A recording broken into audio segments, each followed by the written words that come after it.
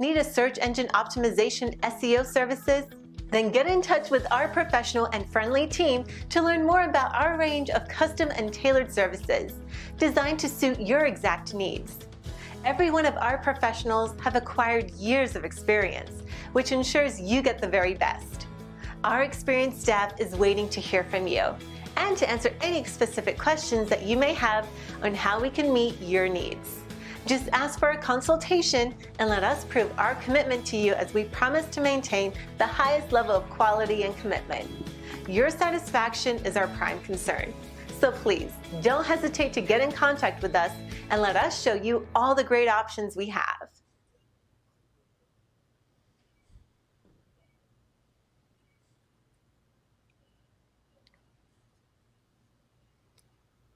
Hello, Coalition Radio Network listeners. I am Zane Wolfang here with Brother Muggs. And this is Brother Muggs. How's everyone doing?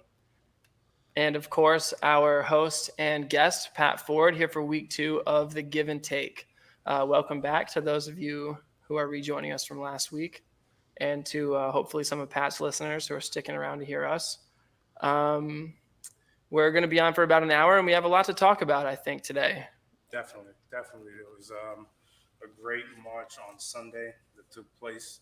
Wasn't the same size crowd as the week before, but it was still like the message was there, and there's definitely some things to talk about from there. Right. Pat, I'm not sure if you were there on Sunday. I was. I know that I was there. I know that you were there as well. Yep, I was.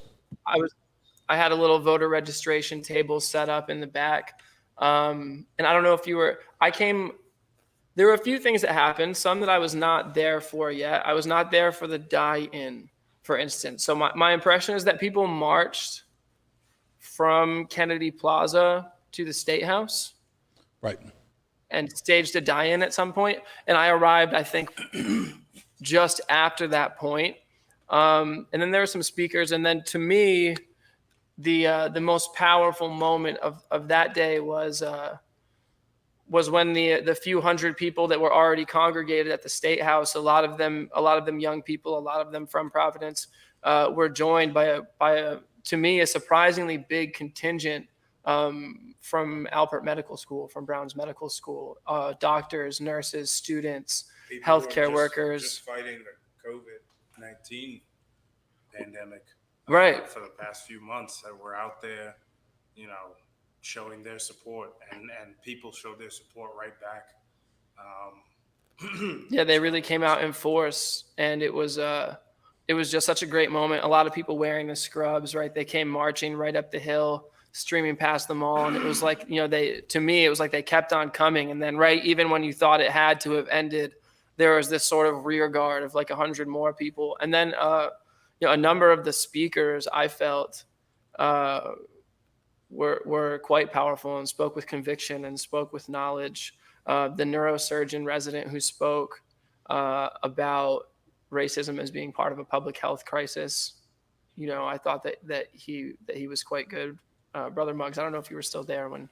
No, I definitely heard that speech from the neurosurgeon who was talking about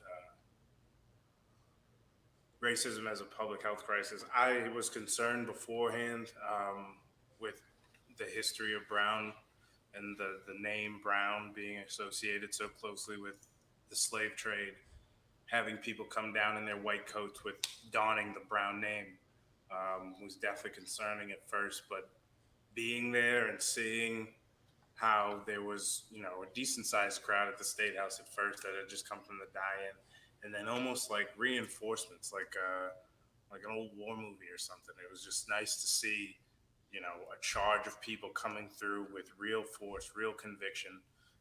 Right, and as you said, having really people who are super overworked. Like I can say for myself a bit selfishly, I guess, that even with the knowledge of how bad the COVID pandemic is, it hasn't, knock on wood, it hasn't severely impacted my life in a direct way. I have at least one friend who in the Netherlands who was hospitalized briefly for the COVID and went home and is fine. But the healthcare workers are really facing the brunt of this pandemic that's almost forgotten in sort of the rush and crush of the news cycle at the moment, which seems crazy to say, but I would say that the pandemic has taken the back burner. But these people were still out on what I'm sure is a rare day off. And they came organized. They came with a lot, not only a reinforcement of numbers, but a reinforcement of energy. And there was, I felt like, a mutual acknowledgement, right? Like I felt a lot of the cheering was not only about the unification of the anti-racist message, but also people showing their support, like recognizing that these people are out on top of taking care of everybody during the COVID pandemic. I was there. I actually have video, and I'll post it to this show page when we're done tonight, of the folks marching up past the mall and literally up the center aisle. And I videoed the entire stream, literally from right next to them. A couple of points. Number one, I first of all, I enjoyed the fact that they have drumline. I'm an old band geek, so it was a very poignant moment because that was definitely part of the energy for sure. Right, you felt the power of understanding that and there were some older folks my age there, but for the most part, you saw a real cross section of the younger part of the Providence, Rhode Island Hospital, Brown University medical system, if you will, marching in solidarity with folks. These are folks who not only have had to preside and save people's lives from COVID, but, particularly in the case of Rhode Island hospital doctors, these are folks who see the carnage every day. And I'm not just talking about violent crimes. I'm talking about, folks who don't have good enough health care, folks who are marginalized. Every day they see the human cost of racism and poverty in the halls of Rhode Island Hospital. And I think the point, if I can speak for them, I really can't, but I'll try.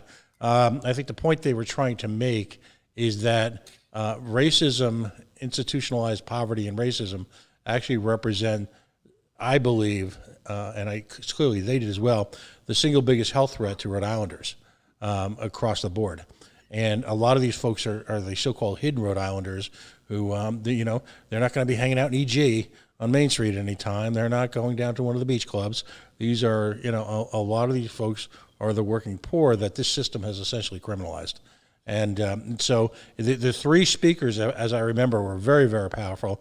The young man who was already, in a sense, in residence, the young man who was the neurologist, and then the young woman who represented the LBGT plus IA community. And quite frankly, particularly the two young men were two of the most powerful speakers that I've heard in Rhode Island in a very long time. They really they seem to bring a lot of personal experience. Back, though. I think it's a good that we do acknowledge, right? There is this. I had an interesting conversation with my parents the other day about like that classic sort of like racism in the U.S. South versus the U.S. North, and the old Civil War trope of like the good guys and the bad guys. But we sort of just we didn't skirt around it. You said it, but we didn't call it segregation because there's not a law. But it is interesting, in Rhode Island, as I think across much of New England, they're actually, Rhode Island has a quite diverse population, but you wouldn't know that necessarily if you were in my hometown of Warren. You wouldn't know that if you were in East Greenwich. So I think it is worth pointing out that there is this, this sort of de facto segregation of ethnic communities that goes sort of unquestioned by, I would say, your average New England liberal, somebody like myself. I don't know if that's a fair assessment to make. But, I went to LaSalle Academy. I grew up in Warren before that. My experience knowing and interacting with Black Americans and with Americans of color and Americans of another culture, of multiple cultures, was limited. And then much later in life, I worked as a tutor counselor at Upward Bound at Rhode Island College, which is like an academic achievement program for students from a few schools in Providence, as well as Central Falls, East Providence, Shea, and Pawtucket. I might be missing one here, but some of the lower income high schools in Rhode Island, all in sort of like the Providence and Providence County area, and they have a One World Culture Festival in that camp, And they're learning really interesting languages like Arabic and Greek during those summer sessions. And so they give the greeting to the festival to everybody in English and then in the languages that they've been studying throughout the summer. And then students are also welcome to offer the greeting in a language that they also speak in the home. And I think in a student population of about 120 students, there were over 20 languages spoken. Like the diversity was immense. And that was something I had to think about as like a white Rhode Islander who grows up with the idea of diversity being someone with white skin and someone with black skin and someone who speaks Spanish, right? This sort of gross oversimplification when you realize that there are people in our state from Nigeria, from Ethiopia, from Eritrea, from Cape Verde, from Guatemala, from Colombia, from Venezuela, from the Dominican Republic, right? You know, there is a true diversity there that we're not, or we hadn't been seeing in the past. Brother Muggs, I don't know if you... Yeah, no, absolutely. The melting pot of cultures and just the vast diversity of Providence has always been something that I've toted as someone who's come from here. Anyone who comes to visit, I always tend to bring that up, where it's just like, you know, when I go to Chicago, this is the black community, this is the white community. You know, there are some like geographically, do you mean? Geographically, and when like people will divide them up in their own minds. Like, you know, once you cross the street, it's just a Polish neighborhood, or you cross the street, it's an Italian neighborhood. You know, we have these invisible lines that we've broken down. But the thing I love about Providence is that a lot of that's just been kind of mixed in. A lot of that's been sort of like, you know, brushed over. We have our lines as far as economic differences, you know what I mean? We know that you're not going to find anyone really struggling on the boulevard, but at the same time, our vast diversity is something I always like to talk about. But getting back to the speeches at the rally on Sunday, yeah, that's right. Those two young men who went up there definitely were some very powerful speakers. There was one political science major. I don't remember which school he went to. He might have been a student at URI or Rick, but he had dreadlocks. I don't remember his name. I'm sorry, but I thought that what he had to say was very powerful as far as his personal experience being an educated black man in the city, you know, not getting that chance to really express that because police don't see that. They don't see, oh, he's intelligent or he's not intelligent. It just sees a black man, and that's right. That really seemed like the dominant thought. Like they don't see any character attribute, yeah, or any like.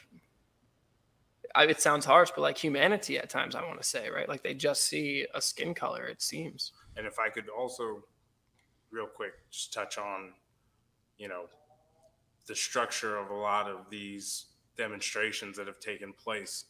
You know, I feel like the symbolism in a lot of them can be misinterpreted. I personally am not a fan of die-ins. I think that having your body submitted to a group of people that already express that they don't care about your body isn't really a strong message. I think that standing up and standing strong and having that, you know, appearance of, you know, we will not kneel, we will not yield to this anymore, is a much stronger message. But I don't want to be responsible for breaking up an already strong movement. I thought the young woman who spoke about, you know, the LGBTQ community, although was definitely bringing up very good points, you know, I find some of that language divisive. I find like if you take away from the larger movement. But would you say that she paid tribute for to sure. the broader Absolutely. movement within the context? No, absolutely. Well, I feel like if it's contextualized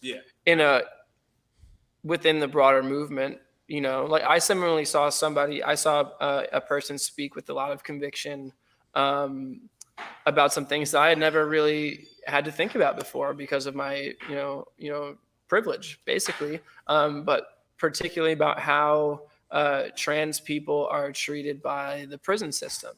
And these are topics that aren't maybe at the forefront of every Rhode Islander, every American's mind, but it certainly gave me pause to think, just to think about people, about incarcerated people with more humanity and in a sharper focus in general, I would say. She definitely did a good job of encompassing everyone. However, there were just times that I thought that when you're trying to move a crowd for one movement, is an umbrella term for all of us. You know what I mean? Right, and I guess that's a good question. And and I'll open this up to Muggs and Pat. Is like, what do you see like a singularity of focus in this movement? Nationwide, I would say that I do. In Rhode Island, I'm not sure that I don't fully understand what demands have been made. I spoke to a contact that I made recently who does some work with Common Cause Rhode Island and has some familiarity with organizing work and working with the legislature. And it doesn't seem that there is any like caucus or like active group of legislators who are like, oh, we're tackling these issues of police funding, right? We're tackling these issues of police officers in schools. We're tackling these issues of, there are cops in every middle school in Providence, but somehow schools are short on paper. I went to the rally yesterday about the Central Falls Public School District being severely defunded, and apparently that's because their city education system is funded and run by the state, more or less. Mm-hmm. But so they tend to get slashed when something unprecedented, like for instance the COVID happens. But I think it's kind of crazy, right? Like, Central Falls is, I don't know what the state police budget is slated to be for next year. I haven't done enough research on that yet. But I know that Central Falls is losing 42 teachers, which seems like a lot of teachers to lose. I don't know. Maybe there was a glut of teachers. Maybe there were too many teachers in Central Falls. I don't think that was the case. I've done some volunteering as a wrestling coach in the Central Falls Public School District. I think the teachers that I've met do a great job, and that, I think they could use more staff from what I've seen. So circling back, like something like that is like, we want to defund the police and give more money to the Central Falls School District, right? That's like a specific goal. Like, is there a singularity of focus of this movement in Rhode Island, or have people made any demands that we know of? Well, Representative Anastasia Williams, listed her demands, but in terms of legislative focus, to answer your question, you've got Mr. Metz and you've got Ms. Williams, and you've got a handful of other legislators who are sort of acting, if you will, out in the desert, if you will, trying to coalesce things. But right now, what you're going to see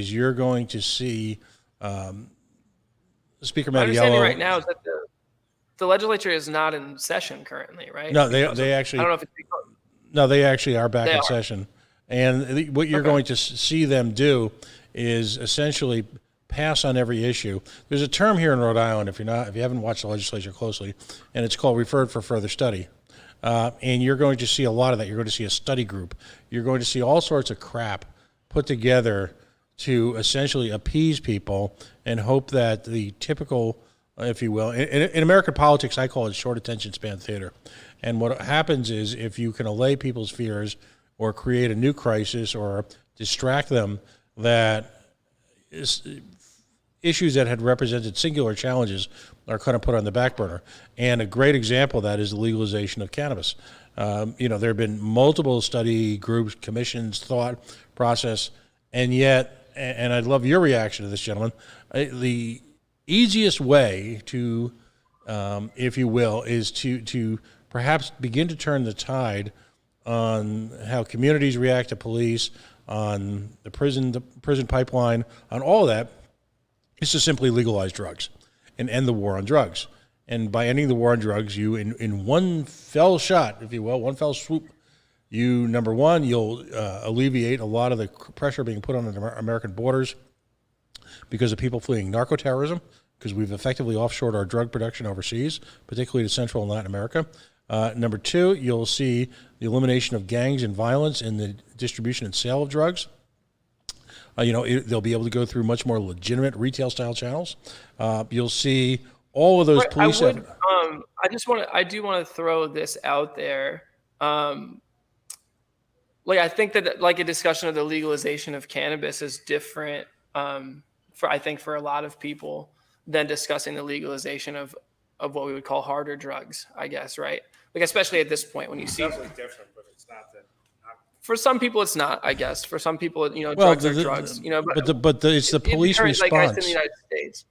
But it's the police response to this perceived drug issue that has, and I'm going to defer to the two of you on this, but it's been my experience that the police reaction to drugs, which we loosely call the war on drugs, that has created so many problems from Staten Island to Ferguson to Providence to Cleveland to Baltimore, and now, of course, to Minneapolis.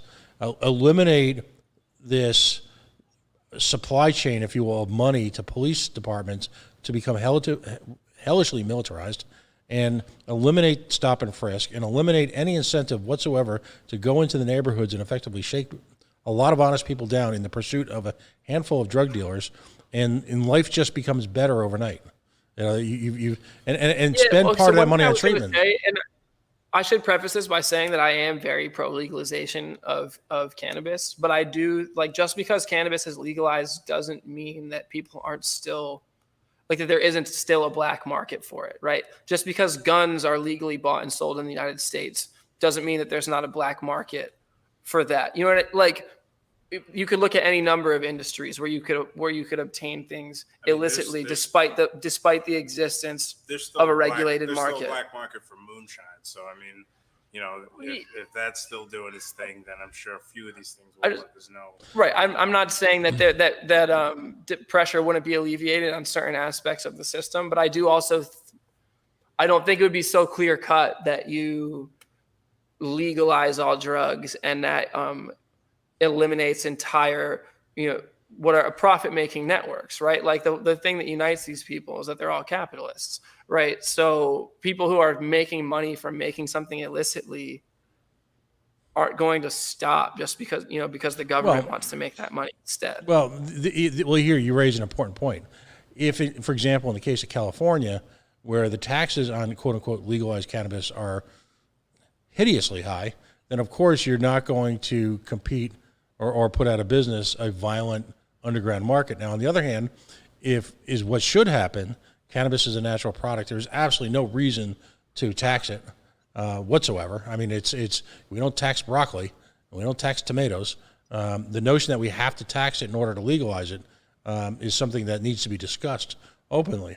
If in fact isn't taxing it such a huge incentive though to people who are maybe opposed to it on cultural or moral grounds, right? Well, it makes it such a win-win for so many people. Like that's, to me, like taxing something at a high rate like marijuana or cigarettes for that matter, right, is just like a compromise with people who have a particular vice or enjoyment, right? Like we certainly tax liquor.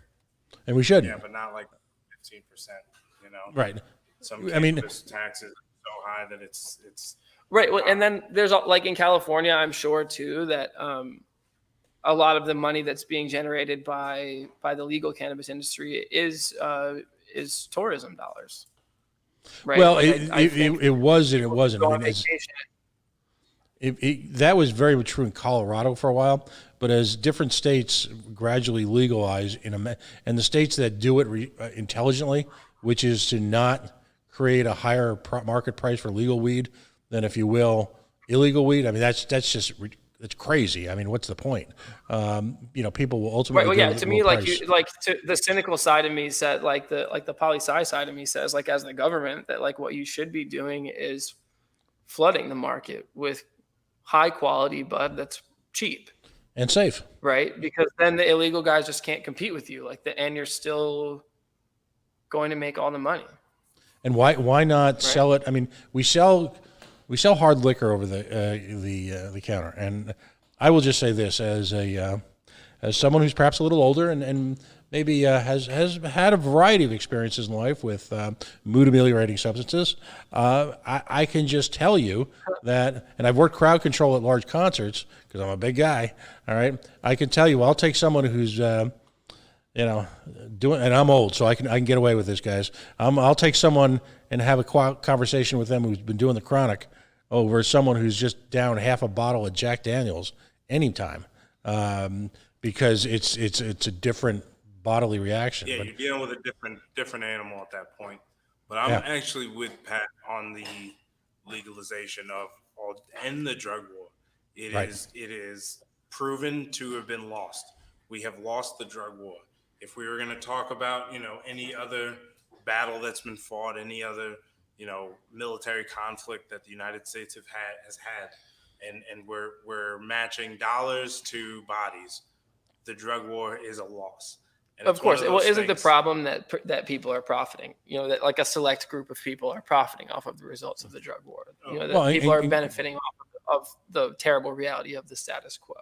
Yeah, I mean, I think obviously it's outlandish. And purity. You're now talking. Now we're getting into it with the epidemic of people dying off of these impure drugs that people could have just easily made legal and made in a lab and had it be a lot safer for people.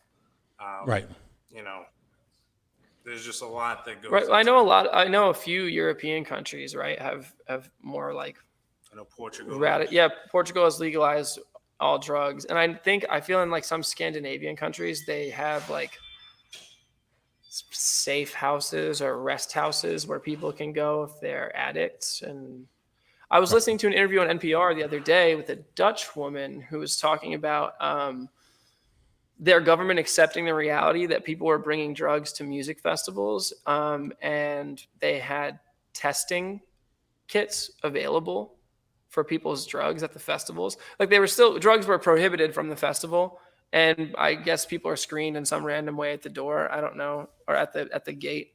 But they acknowledge that people are going to bring drugs in anyway, and they provide free testing kits so people can make sure that they're not taking impure drugs. And to me, that is just like a very pragmatic approach to a reality of society. Like I would say there are two things about the way that the U.S. sort of government system of governance approaches problem solving.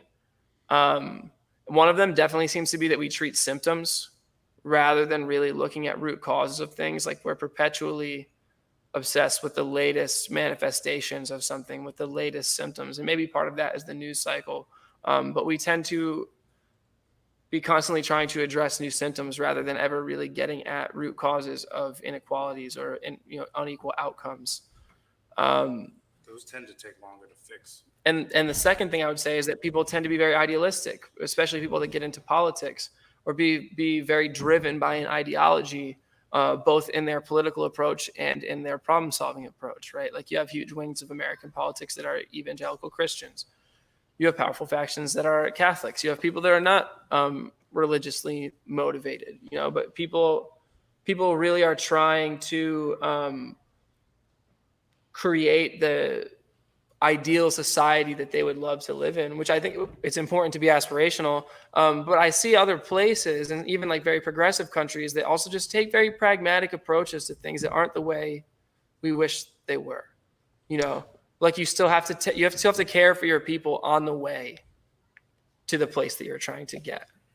Well, ultimately, if we've learned any lesson, or should have learned any lesson in America, and I can only, let's talk about American culture, is that you can't legislate behavior. You can tell someone not to do something. You can tell someone it's bad for you. You can tell someone you're taking your life in your hands, and people will still do it. And in the case with drugs, people are going to imbibe, procure, and take and use, and some percentage will abuse pharmaceuticals. They just will, and they do it despite the fact that we've spent untold billions of dollars and we've destroyed entire communities trying to crack down on something. The issue of like pharmaceutical abuse is like propelled by legal structures. 100%.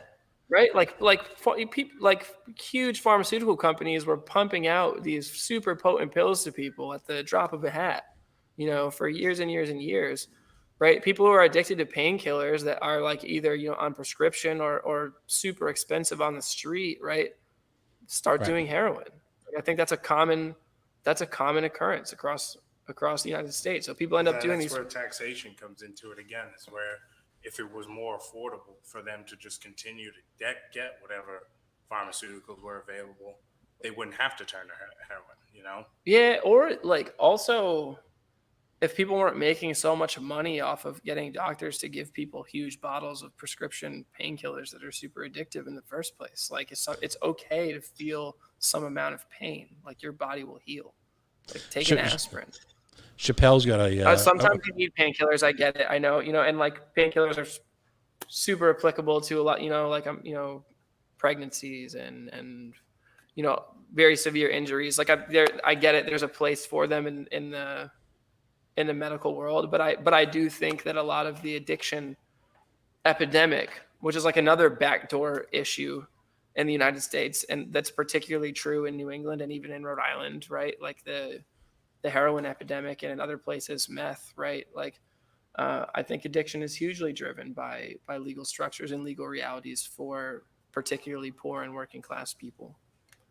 Chappelle's got a pretty dark but hysterical bit where he takes every single platitude, response, piece of advice, and nonsense thrown at members of thrown at people of color who've been involved with drugs, and tosses them towards a significantly white population that's gotten involved with prescription medical abuse, particularly a variety of pills, pain pills, and things like that. And I can't possibly do justice, so I won't even try to his bit. But it is worth searching for on the web and listening to, because he essentially in one fell swoop destroys all the cliches that have been thrown at folks in the urban core for generations. The problem is, and why I tie it to racism, is that there is a wholly different response to drug abuse, and I use that term very loosely for the purpose of this conversation, in the inner city than there is in EG or in Bristol or in Cumberland or in Lincoln. You don't have police departments shaking down kids on street corners because they allegedly are wearing gang colors, which is ridiculous in a lot of these cases because they're not members of the gang. They're not selling drugs, but the kind of behavior that goes on that's employed by our quote-unquote law enforcement community against children of color in the inner city is wildly out of control. And when you compare it to what the average kid, how many times a kid gets shaken down on the mean streets of Cumberland, So there is, by definition, a hostility that is generated towards authority figures, which creates all sorts of chaos. But ultimately, who's at fault for starting it? Of course, a law enforcement community that shows up in flak jackets with AR-15s drawn and feels like they can randomly drive up onto a sidewalk, hence out the jump out boys, all right, in Providence, and can shake down, young children of color. I mean, that's the problem. Third shift was crazy. That was nuts. That was a real thing. What was this? The third shift. It was Providence's jump out boys, if you will. Pretty much a bunch of Denzels in training day, going around shaking down people, doing as they will. There have been reports from people, just eyewitness accounts of crimes being committed. None that I know have actually gone to court or been, filed or whatnot, but they're pretty much just, it was lawlessness by people wearing badges.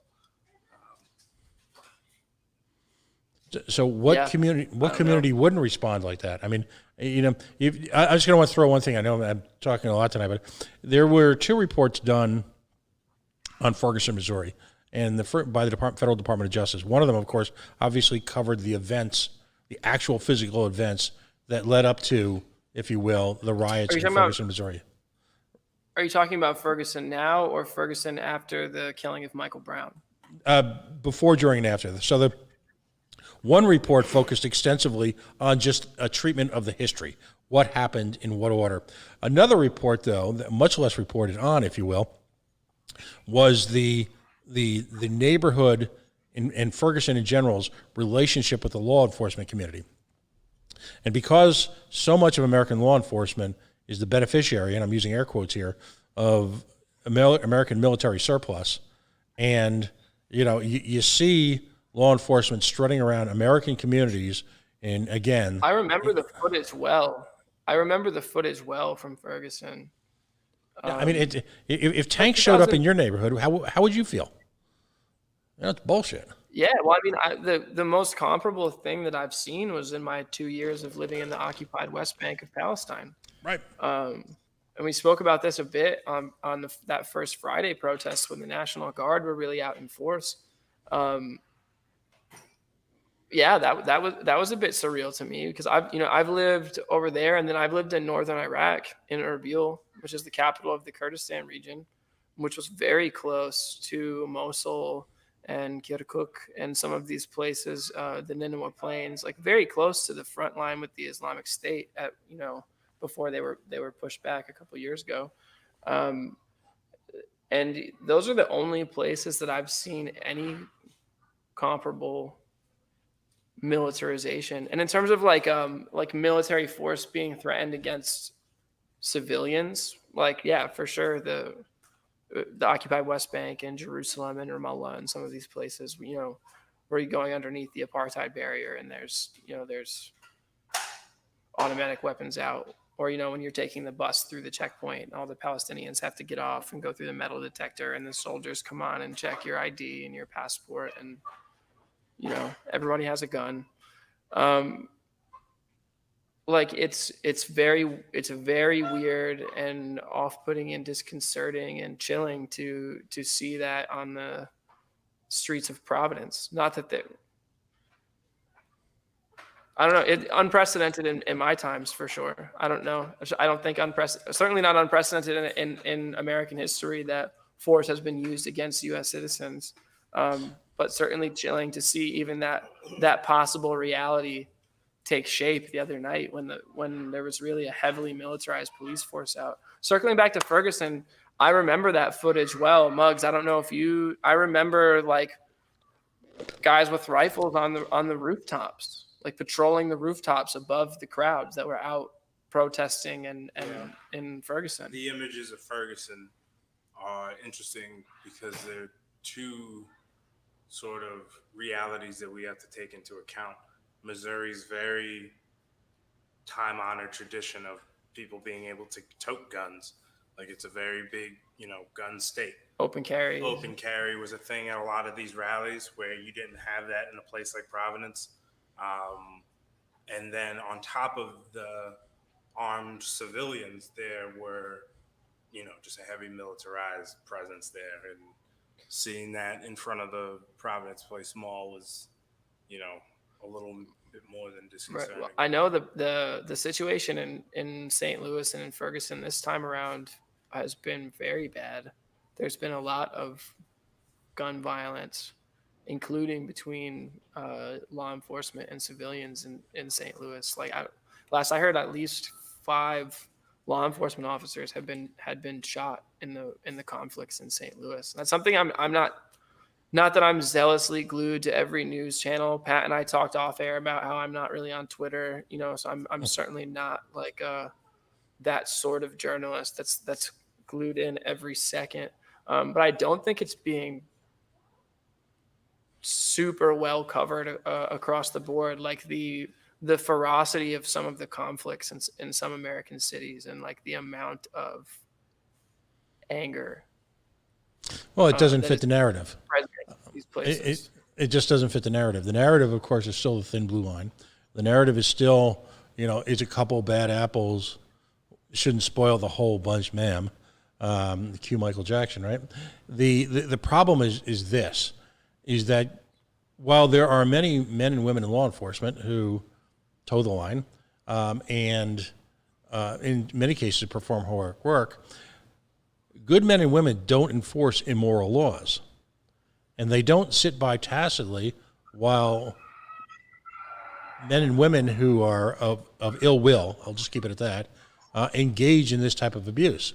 So the problem is that there is little at risk for, and unless someone is intimately involved, for the bystanders. And we've, the group, the political organizations that I belong to feel like, number one, we do need to defund the police. Number two, there are those amongst us who argue that the police departments, as we know now, should largely not exist. Number three, the Police Bill of Rights has to go bye-bye. Number four, police, bye-bye. All right, and then most importantly, and think about this, I love your reaction to this, gentleman. We believe firmly that policemen and women, much like doctors and nurses and lawyers, should be maintaining liability insurance. So that if in fact they screw up, it isn't the taxpayers who have to pay it.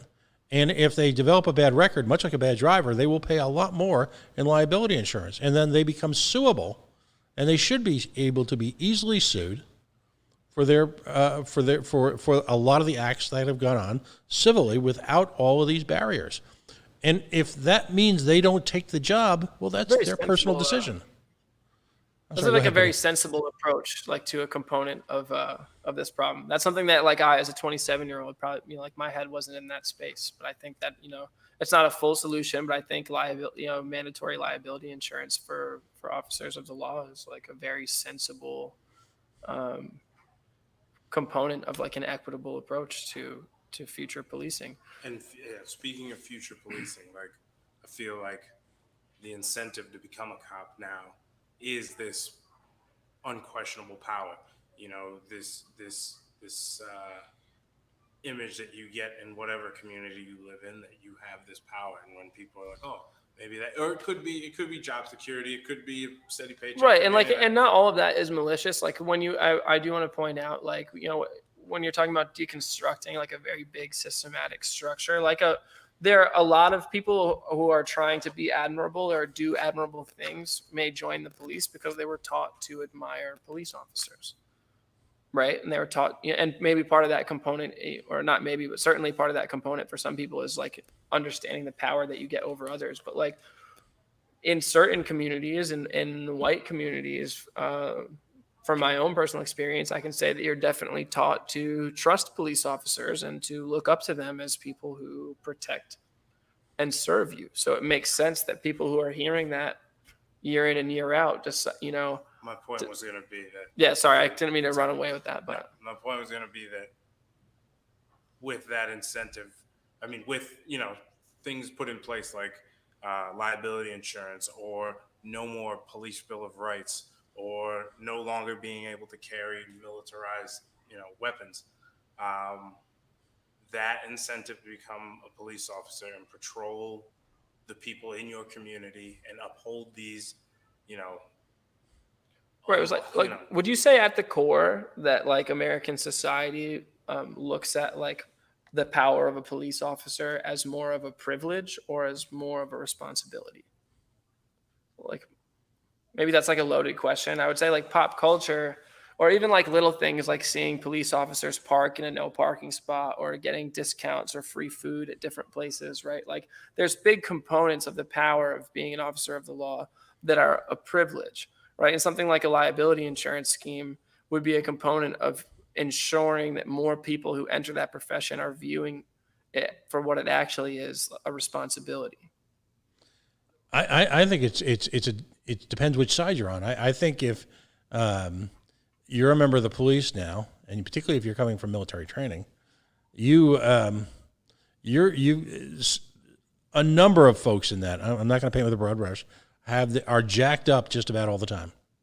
I've seen it firsthand, and it's interesting because when you're a middle-aged white guy, you can walk places and do things and say things that a lot of folks can't. And just because, and you can become that fly on the wall. No one's really paying attention to you. And I've used that on a number of occasions to just sit back and learn. And on the other hand, if in fact public service is your motivation, then that's wonderful. but that also doesn't give you license to sit by idly while abuses take place. My indictment of the police department is not the handful of people who are violent thugs, and if not, we're not driving the police car, might be in the back of it. My real indictment of the police departments in America today is how often they're willing to sit by and allow these abuses to take place. And it's institutionalized. Really, like, actively close ranks and, Atlanta. sort of like defend their own, even, to a point where you would think that like any operation that prides itself on integrity would want to eject those individuals from the force. It's not like the U.S. doesn't have a talent pool of people who could treat their community in a more empathetic way and still assume some of the traditional duties of a police officer. An interesting like pop cultural thing that is sort of tied to this is some time ago was watching an episode of the sci-fi show Black Mirror. And the episode was taking place in the UK, and the police yelled "armed police" before they kicked in the door. It was like a SWAT team, because in the United Kingdom, only particularly high trained units have access to firearms, and they're only called in for specific scenarios. And they announce themselves not only as police, but as armed police before they enter the room. And like, that's something that a number of people who are educated in the UK that I was watching with paid no mind to, but I thought that was quite interesting, and like just one of those many reminders that the way that policing works in the United States is actually not normal. Like maybe that's like a message that I've never been able to put together simply in my time, particularly in occupied Palestine, and then also since the protests last Friday. Like the way that policing works, even after events where like an authority is needed, like after the Boston Marathon bombing, when Boston went under martial law super quickly, they found the kid. That was a tragedy. But I was struck even then at how quickly the United States military just assumed control over every aspect of people's lives in whatever radius of space they chose to occupy. And like it's not normal to have a police force that's that militarized, setting aside our military. Well, let me just point out one thing that's ironic about Watertown, because at the time I worked in Watertown, and so I saw a lot of this firsthand. The irony of Watertown is that despite an overwhelming military police presence, despite helicopters, forced evacuations out of people's homes by otherwise ordinary citizens, it was some the thug neighbor, right, who was out already beyond the police zone, who was found, like you said, by a neighbor, and the guy was bleeding, and he was hiding out in the guy's boat. If these thugs, these murderers, because they were terrible people, all right, had any clue whatsoever, despite all of that military presence, they would have been out of town long before. And this is the irony. And Professor, I'm going to put this to you. The irony of all of this is that despite spending all sorts of money, despite putting people, creating these thug-like environment in many parts of the inner city, despite spending and giving them all sorts of weaponry, all sorts of technology, every considerable advantage possible, they are miserable at solving crime. They are miserable at preventing crime, and folks can buy, use, steal, acquire any drug that they want at will, at any time they want, anywhere in the state of Rhode Island. I mean, Professor, am I wrong on any of that? No, not one part of that. I've spoken to friends in different cities across the country, and they work in positions like the coroner's office or as lawyers or as prosecutors, any of these jobs. And for the most part, ever since the death of George Floyd, and in conversations over Zoom or, just in our daily social interactions, many of them have spoken about how little a police officer actually does when these crimes are taking place. And the money that goes to, the department itself does not reflect the work that actually gets done when someone is murdered or when someone goes missing, and to see it come together only when a city's being shut down or only when control feels lost is unsettling, to say the least. Yeah, I would agree with that assessment. Like, I mean, one thing that, always hate to keep going back to that previous Friday protest, but like, they had dogs with the muzzles off, ready to go on the State House steps. So like, what I get, there's a place for, for dogs in the police world. They're sniffing out drugs or they're sniffing out bombs or whatever. But like it was young people out protesting at a public building, no less, right? Like not, like the State House is certainly a public building so far as I understand it. Like I understand that some of the offices or some of the floors maybe even can be private at times because the governor and the legislature do work in there, but like the grounds of the State House are public. People were out. And this is something that we wanted to spend more, or I had wanted to spend more time on, but we talked about a lot of other good stuff. But like a central theme of that first protest was, especially with the idea that there was a curfew in place at the time, was like an assertion of the First Amendment right to peaceably assemble. Right. And that was a big part of the motivation to march and to continue what had already been a very successful protest action in terms of getting some messaging out and gathering some people. Right. Was like asserting that we're going to stay out past curfew, that we're going to be out here chanting, we're not going to be intimidated by this over militarized buildup that's here. Not really, not even really because control has been lost. Right. Control really hasn't been lost. I know some people could respond to that talking about the looting that took place the previous Tuesday. But like a lot of it was an intimidation factor, to have the dogs barking at you, to have the National Guard lined up on the steps over you, literally looking like the city of Gondor in Lord of the Rings. Right. Like with all the soldiers lined up. Like it was ridiculous. Well, there was an image of that reminded me of the Deep South in the 60s. And that's a fabulous point. It was pure act of intimidation because all three of us know, and anyone who listens to this knows that if there was any way that they could have tied any of the looting and vandalism to anyone involved in the legitimate peaceful protests that have occurred over the past week in the city of Providence or around the state, damn well that they would have, and they would have had that person march, do the walk of shame across the city of Providence so that they could make that connection. They worked overtime to create the idea, to create the false narrative that the two were linked, and they were not. And there are members of the white community, and you know who you are, all right, who still, and I'll use their words, fake news. Harp on it, right? Absolutely. They harp on the Tuesday thing, right? They harp on the Tuesday looting. They ignore the 10,000 peaceful protesters, including children, including educators, including grandmas, including legislators, right? They ignore all of those people who came out to share a grievance. They ignore all of the smaller caravan of people who stayed out and had the curfew lifted early, right? But what I want to get back to, I know we're running out of time, is like getting people to acknowledge the First Amendment right to peaceably assemble or to like have a message in the first place is not the same thing as listening to their message, right? I felt that way about the chief of police, Verdi. He was respectful enough. He was polite, fine, right? Talking to me, a white guy who had taken my mask off and whatever, brandishing literally the words of the First Amendment and just repeating it over and over, like as they threatened to make arrests. Like you can't possibly do that, right?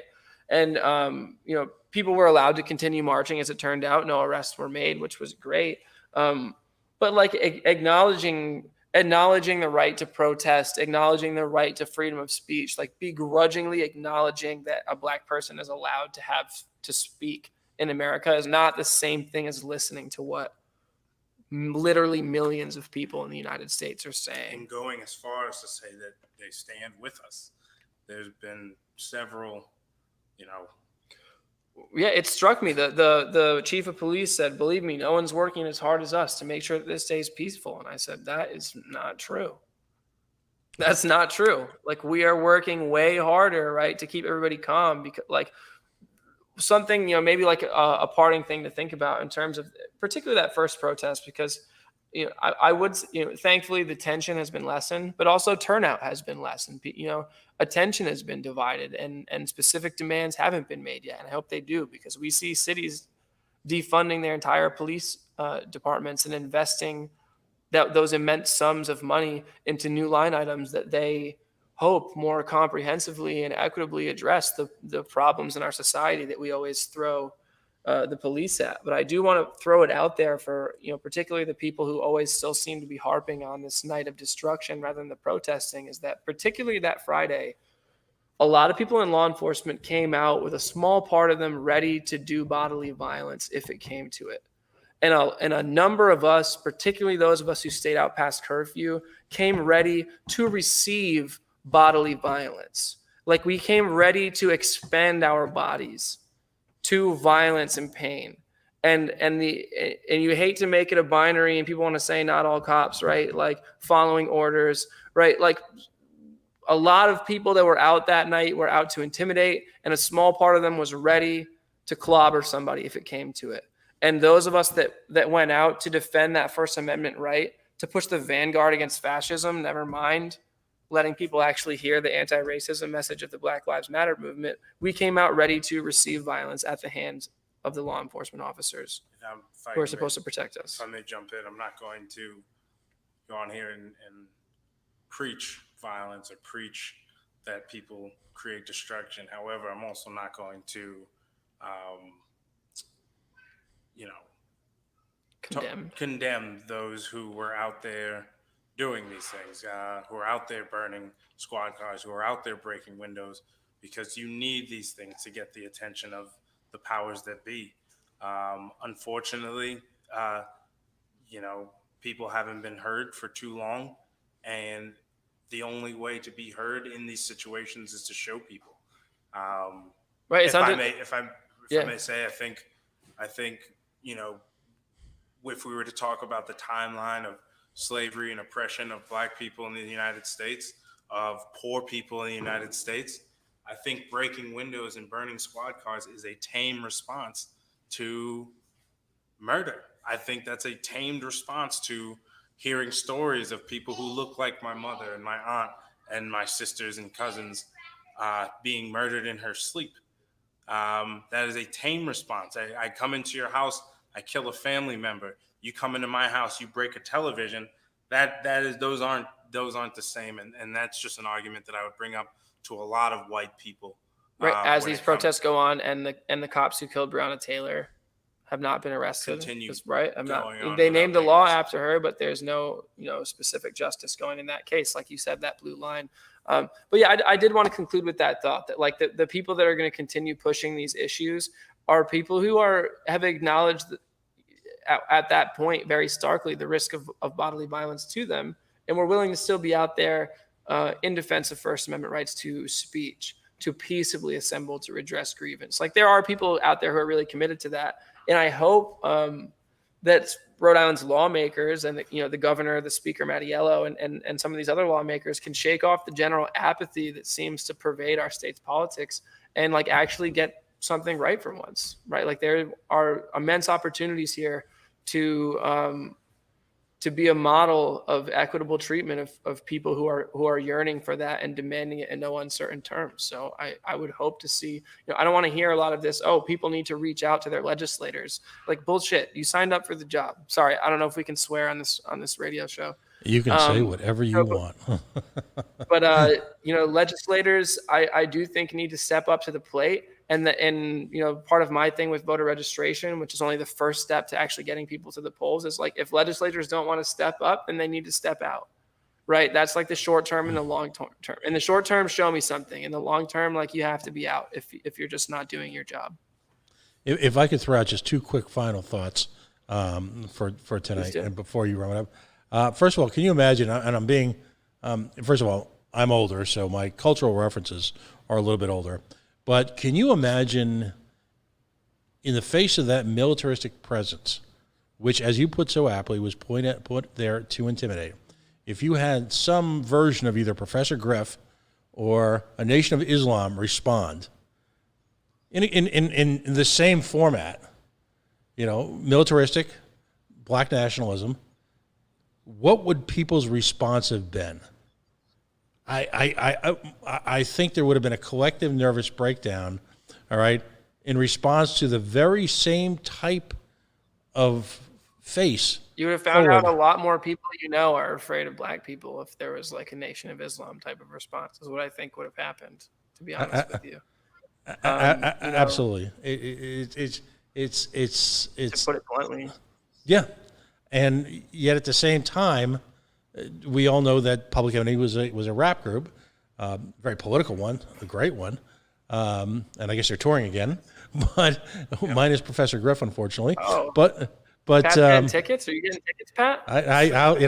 We'll see if we can get them in studio. I want to get them or Rage in studio, right? That's a guy can dream. But I just had to point that out because ultimately there is a tacit approval if the quote unquote entrenched society is allowed to present that type of intimidating force.